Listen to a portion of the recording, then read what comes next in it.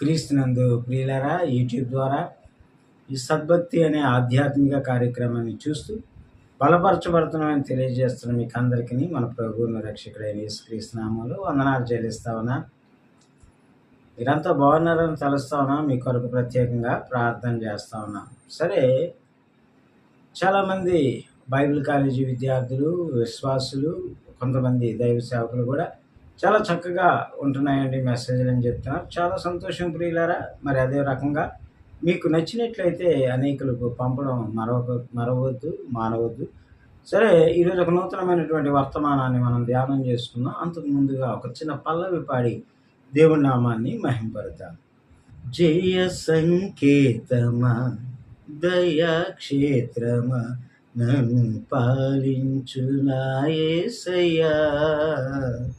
జయ సంకేతమా, దయాక్షేత్రమా, నన్ను పాలించు నా యేసయ్యా.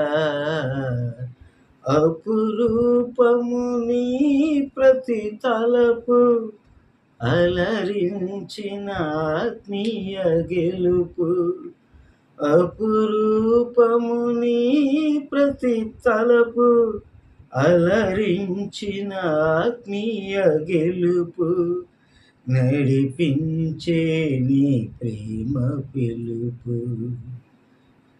జయ సంకేతమా, దయాక్షేత్రమా, నన్ను పాలించు నా యేసయ్యా. పిల్లరా, ఈరోజు ఒక నూతన అంశాన్ని మనం ధ్యానం చేసుకుందాం. అపోస్తుల కార్యాలు 12వ అధ్యాయం 5వ వచనాన్ని నేను చదువుతా ఉన్నాను. పేతురు చెరసాలలో ఉంచబడెను. సంఘమైతే అతని కొరకు అత్యాసక్తితో దేవునికి ప్రార్థన చేయుచుండెను. హేరోదు అతడిని వెలుపలకు తీసుకుని రావాలనని ఉండగా ఆ రాత్రియే పేతురు 2 సంకెళ్లతో బంధింపబడి ఇద్దరు సైనికుల మధ్య నిద్రించుచుండెను. మరియు కావలివారు తలుపు ఎదుట చెరసాల కాచుకొనుచుండిరి. ఈ యొక్క అంశము మనం 5వ వచనం నుంచి 10వ వచనం వరకు కూడా చూసుకుంటాం ప్రియ దైవజనమ. అయితే ఇక్కడ మరి కొన్ని అంశాలని మనం ప్రత్యేకంగా సమయంలో ధ్యానం చేసుకుందాం. ఇక్కడ మనందరికీ తెలిసిన విషయమే. ఈ యొక్క రాజు, హేరోదు రాజు ఏం చేస్తాడు అంటే, ఆ పస్కా పండుగ అయిపోయిన దినాల్లో మరి ఈ యొక్క పేతురుని మరి చంపాలని చెప్పి పేతురుని తీసుకొచ్చిన విధానాన్ని మనం చూస్తా ఉన్నాం. అది యూదులకు ఇష్టమైన కార్యం కాబట్టి యూదుల్ని ఆనందపెట్టాలని హేరోదు గారు చేస్తున్న ప్రయత్నం.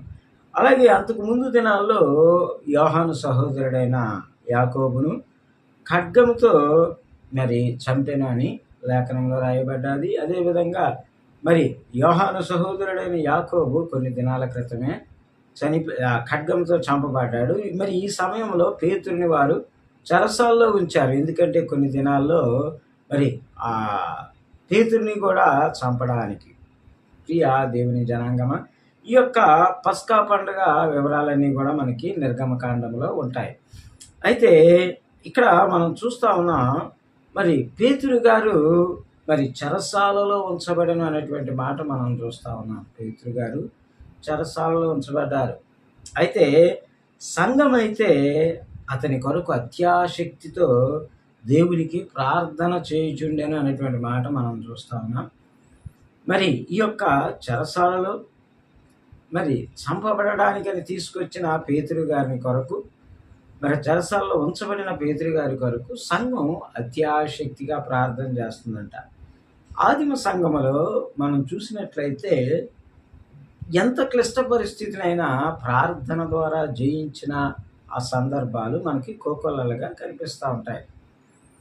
ఈ యొక్క సంఘము యొక్క ప్రార్థన ఎలా ఉంది అంటే అత్యాసక్తిగా ఉన్నట్టుగా మనం చూస్తా ఉన్నాం. బైబిల్లో ఈ అత్యాసక్తి అనే పదము 2 సార్లు మనకి కనిపిస్తుంది, వేరొక సందర్భంలో కూడా. అయితే ఇక్కడ మనం చూస్తా ఉన్నాం, అత్యాసక్తితో సంఘం ప్రార్థన చేస్తూ ఉందట. ప్రియ దైవజనమ, అయితే ఈ యొక్క ఆదిమ సంఘ భక్తులకు దేవుడు అనుగ్రహించిన గొప్ప వరం ఏంటంటే, మరి ప్రార్థన ద్వారా జయాన్ని పొందడం, ప్రార్థన ద్వారా కార్యాన్ని పొందడం.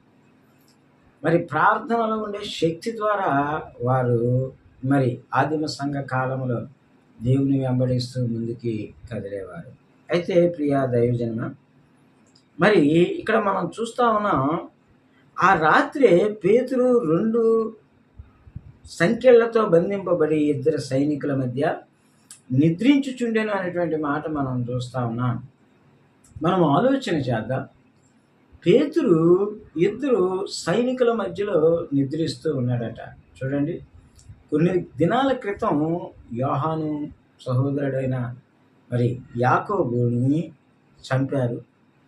మరి తర్వాత ఈ యొక్క పేతురుని కూడా చంపడానికి తీసుకొచ్చి చెరసాల్లో ఉంచారు. కానీ చెరసాల్లో పేతురు గారు ఏం చేస్తున్నారు అంటే నిద్రించెను అని రాయబడ్డారు. చూడండి, ఆయన ఉంటున్న పరిస్థితి ఏంటి? ఆ పరిస్థితిలో ఎవరికైనా నిద్ర వస్తుందా?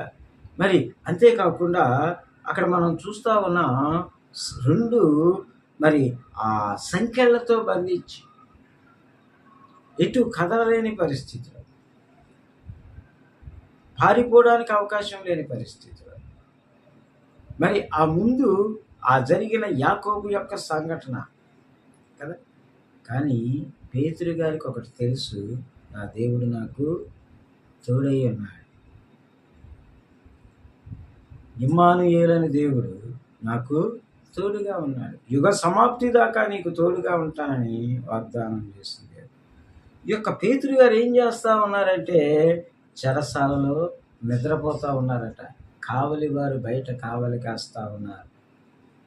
భయంకరమైన ఆ రోమా ప్రభుత్వం తాలూకా ఆ యొక్క చెరసాలలో భయంకరమైనటువంటి మరి ఆ యొక్క కట్టుదిట్టమైన ఆ యొక్క జైలు అధికారుల మధ్యలో, సైనికుల మధ్యలో ఉంటా ఉన్నాడు మరి యొక్క పేతురు గారు.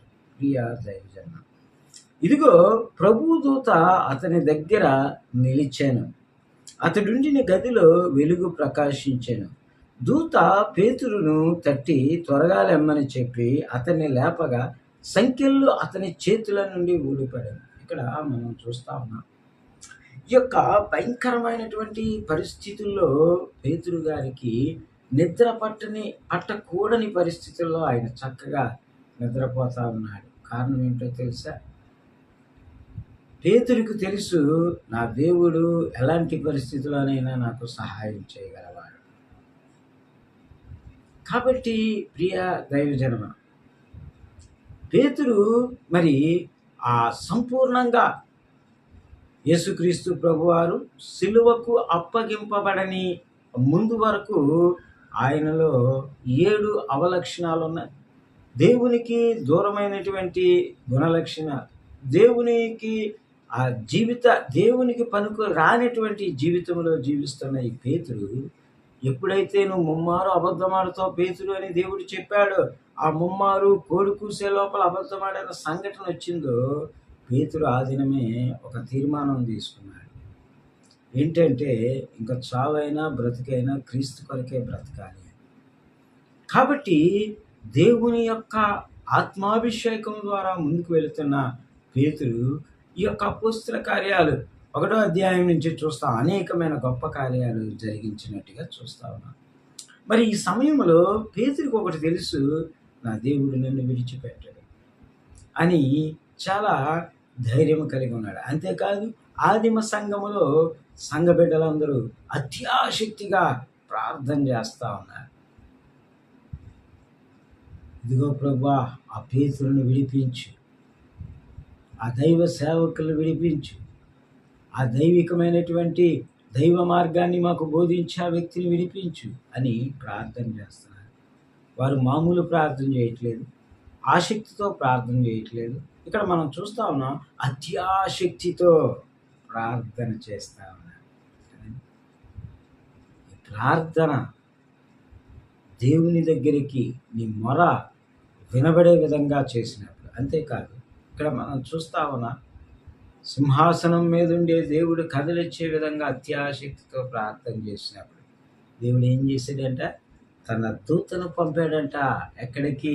చెరసాలలోకి, పేతురున్న ప్రదేశంలోకి పంపినప్పుడు ఇదిగో ప్రభు దూత అతని దగ్గర నిలిచింది. ఏమండి? దేవుని యొక్క దూత ఆయన దగ్గర నిలిచి ఉంది. ప్రియ దైవజనమ, ప్రతి ఒక్క ఆయన చెప్పిన మాట, నాకు మొరపెట్టుము నేను నీకు ఉత్తరం ఇచ్చేదని. మన శ్రమలో, మన దుఃఖములో, మన బాధలో, మన సమస్యలు మనం ప్రార్థన చేసినప్పుడు, మనం మొరపెట్టినప్పుడు దేవుడు మన పక్షా నుండి కార్యము చేయగలవాడు. కాబట్టి ఆదిమ సంఘములో ఆ బిడ్డలు మేడగది అనుభవం తర్వాత మనం చూస్తూ ఉన్నాం, అత్యాశక్తితో ప్రార్థించేవారిగా వారి జీవితాల్లో వారు ఉంటున్నారు. ఇక్కడ చేస్తున్న ఆ ప్రార్థన ఏమైంది అంటే, దేవుని దగ్గర నుంచి దూత వచ్చింది, పేతురున్న ప్రదేశంలో అది నిలబడ్డారు. ప్రియ దైవజనమ, అది నిలబడినప్పుడు అక్కడ మనం చూస్తా ఉన్నాం, ఆ గదంతా కూడా వెలుగుతో ప్రకాశించింది. ఆ ప్రకాశించినప్పుడు అక్కడ మనం చూస్తే దూత పేతురు పక్కను తట్టి త్వరగా లెమ్మని చెప్పి అతని లేపగా సంకెళ్ళు అతని చేతుల నుండి ఊడిపడింది. ఏమండి? ఆ దేవదూత వచ్చి అంటుంది, పేతురు లెగు అంటుంది.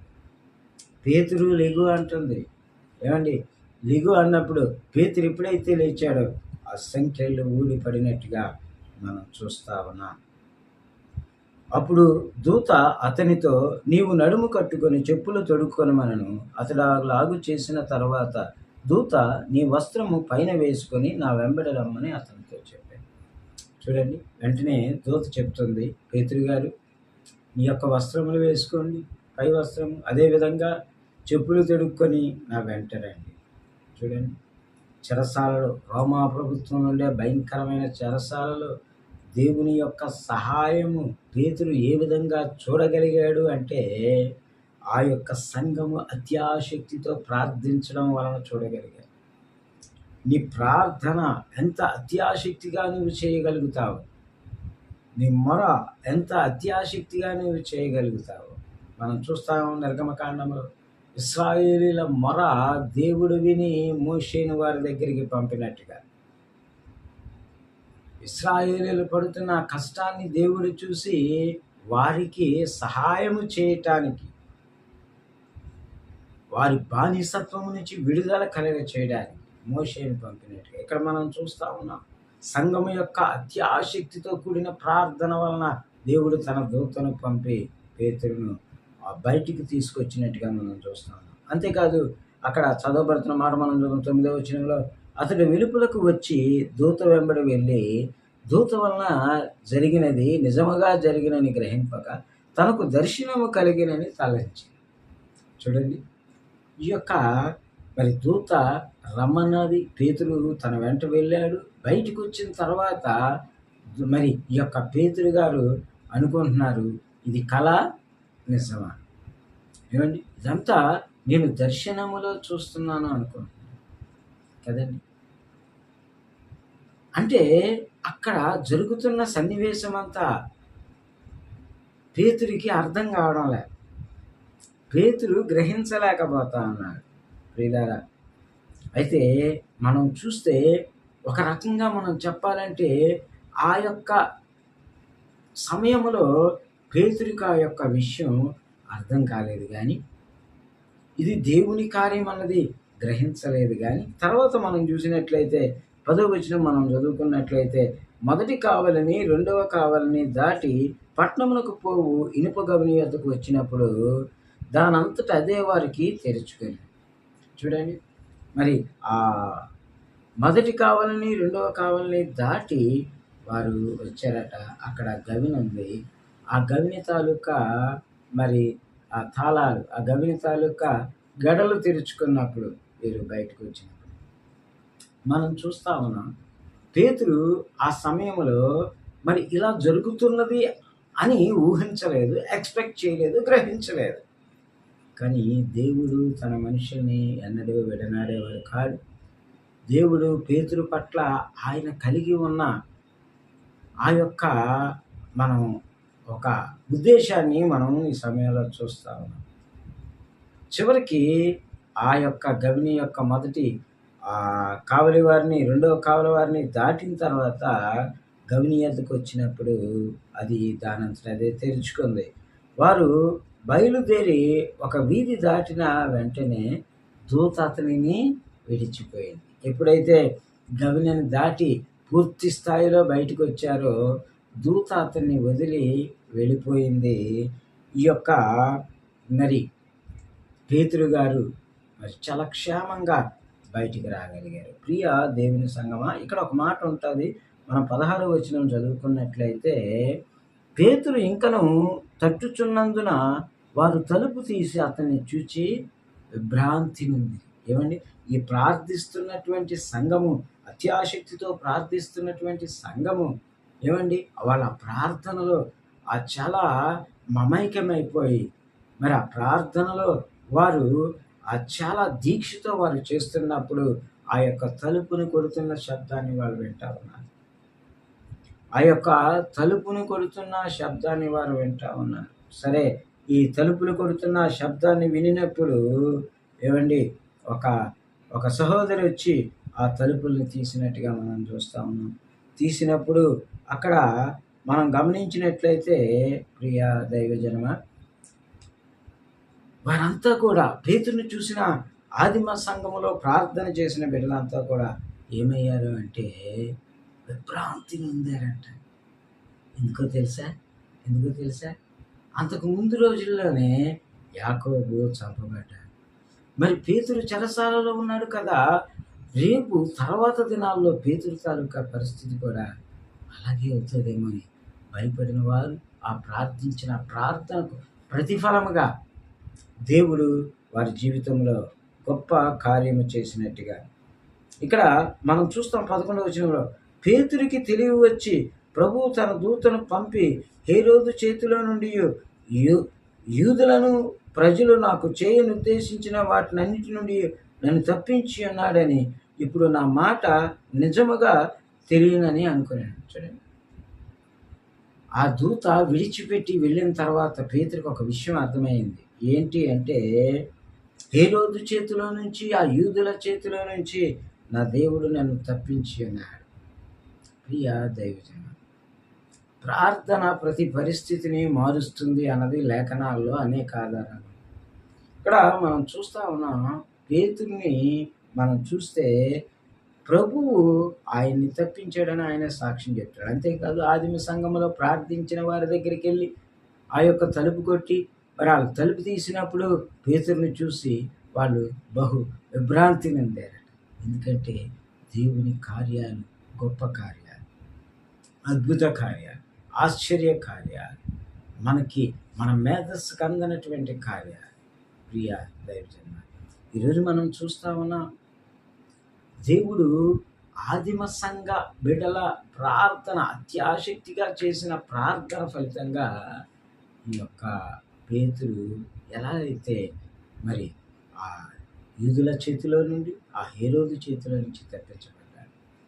ఆ యూదుల లాంటి వారి చేతుండే సమస్య, ఆ హేరోదు చేతుండే సమస్య నుంచి తప్పించబడ్డాడు. అలాగే మీకు కూడా ఏ సమస్య ఉందో మాకైతే తెలియదు, కానీ ప్రార్థన ద్వారా, సంఘ ప్రార్థన ద్వారా, వ్యక్తిగత ప్రార్థన ద్వారా, కుటుంబ ప్రార్థన ద్వారా దేవుడు గొప్ప కార్యాలు జరిగించాలని ఆశపడతా ఉన్నాడు.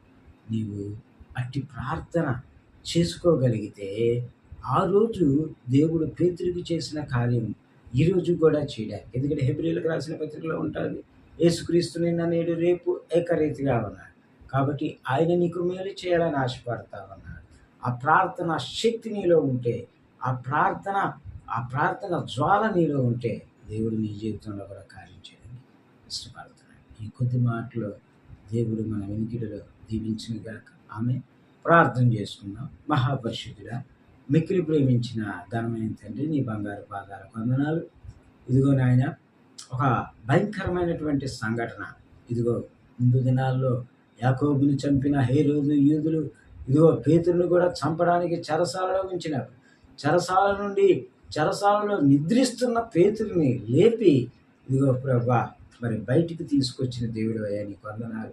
ఇదిగో ఇంకా పేతురికి అదేదో ఒక దర్శనం లాగా ఉంది. పేతురికి అదేదో కలలాగా ఉంది. పేతురు అసలు ఏం జరుగుతుందో గుర్తించలేని వాడిగా ఉంటున్నాడు. ఇదంతా దర్శనంలో జరుగుతుంది అనుకోండి, కానీ నిజ జీవితంలో నీవు చేసి ఇదిగో నా దేవుడు వారి నుంచి తప్పించాడని చెప్పినట్టుగా, ఇదిగో మరి ఆ ప్రార్థిస్తున్న ఆదిమ సంఘ గది తలుపులు కొట్టినప్పుడు వారు విభ్రాంతి నొందినట్టుగా నా జీవితాల్లో సమస్తము చేయగలిగిన శక్తివంతుడు. ఇదిగో ప్రభా నీ కార్యాలు అద్భుతాలు, నీ కార్యాలు ఆశ్చర్య కార్యాలు, నీ కార్యాలు గొప్ప కార్యాలు. ఇదిగో ప్రభా మా జీవితాల్లో కూడా చేయడానికి ఇష్టపడే దేవుడు. అది పొందుకునే స్థితిలో ఆ ప్రార్థన శక్తి ద్వారా ముందుకెళ్ళడానికి మమ్మల్ని బలపరిచి నడిపించండి. అదేవిధంగా వర్తమానాల ద్వారా బలపడుతున్నాం అని చెప్తున్న ప్రతి బిడ్డని దీవించండి, ఆశీర్వదించండి. ఈ కొద్ది మాటలు మా వినికిడి ప్రభు మా వినికిడిలో ఫలింపు దయచేయండి. మీరే మహిమ ఘనత ప్రభావాలు పొందుకొనమని అతివారిలో రాని నజరేయుడైన యేసు శక్తి కలిగిన నామములో ప్రార్థన అడిగి వేడుకొంచున్నాం పరమ తండ్రి, ఆమేన్. ఆశీర్వాదంతో ముగించుకుందాం. మన తండ్రి అయిన దేవుని యొక్క ప్రేమ, కుమారుడైన యేసుక్రీస్తు వారి కృప, పరిశుద్ధాత్మ అన్యోన్య సహవాసం మనకు సర్వలోక పరిశుద్ధులకు సదాకాలము తోడేండి నడిపించిన గాక, ఆమేన్. ప్రియులారా, ఈ వర్తమానాలు మీకు నచ్చినట్లయితే అనేకులకు మరి వీటిని పంపడం మానవద్దు, మరవద్దు. అదేవిధంగా అనేకులు సబ్స్క్రైబ్ చేసుకునే విధంగా అనేకులు మరి ఈ కార్యక్రమాలను మరి చూస్తూ వాటి ద్వారా బలపడడానికి మీ వంతు సహాయం సహకారం మాకు అందించాలని ఇప్పటి వరకు అందిస్తున్న విధానాన్ని బట్టి ప్రత్యేకంగా వందనాలు చెల్లిస్తూ ఈ నా మాటలు ముగిస్తా ఉన్నాను. God bless you.